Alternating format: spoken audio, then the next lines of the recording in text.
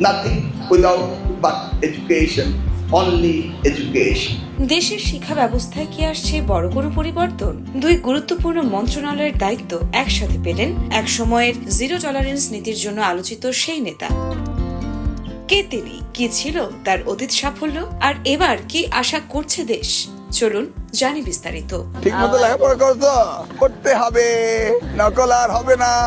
মঙ্গলবার জাতীয় সংসদ ভবনের দক্ষিণ প্লাজায় নতুন মন্ত্রিসভার শপথ গ্রহণ অনুষ্ঠিত হয়। রাষ্ট্রপতি মোহাম্মদ শাহাবুদ্দিনের কাছে শপথ নেন বিএনপি নেতৃত্বাধীন সরকারের ৪৯ জন সদস্য। নবগঠিত মন্ত্রিসভায় ডক্টর মিলনকে দেওয়া হয়েছে শিক্ষা মন্ত্রণালয়, প্রাথমিক ও গণশিক্ষা মন্ত্রণালয়, অর্থাৎ দেশের পুরো শিক্ষা খাতের নীতি নির্ধারণ এখন তার হাতে। ২০০১ সাল থেকে ২০০৬ সাল পর্যন্ত শিক্ষা প্রতিমন্ত্রী ছিলেন তিনি।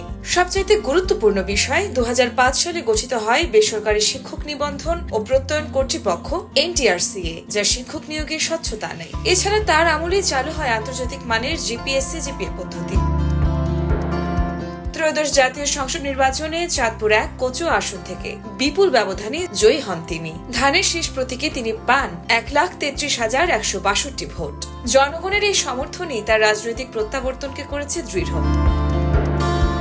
১৯৫৭ সালের ২৬শে মার্চ চাঁদপুরের কচুয়ায় জন্মগ্রহণ করেন ডক্টর মিলন। তিনি স্নাতক সম্পন্ন করেন ঢাকা বিশ্ববিদ্যালয় থেকে। পরবর্তীতে যুক্তরাষ্ট্রের new York institution of technology থেকে MBA ডিগ্রি অর্জন করেন। ২০১৮ সালে ইন্টারন্যাশনাল ইসলামিক ইউনিভার্সিটি মালয়েশিয়া থেকে রাষ্ট্রবিজ্ঞানে PhD লাভ করেন। তার গবেষণার বিষয় ছিল বাংলাদেশের আর্থ-সামাজিক উন্নয়নে কারিগরি ও বৃত্তিমূলক শিক্ষার ভূমিকা।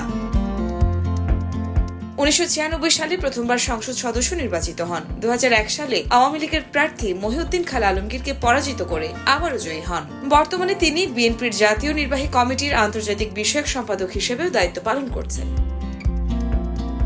দুই মন্ত্রণালয়ের একক দায়িত্ব, এটি কি শিক্ষা খাতে গতি আনবে, নাকি তৈরি হবে নতুন চ্যালেঞ্জ? আগের কঠোর প্রশাসক ডক্টর মিলন এবার কতটা পরিবর্তন আনতে পারেন, সেটা এখন দেখার বিষয়। योरमा शायर जहान, देश का न्यूज।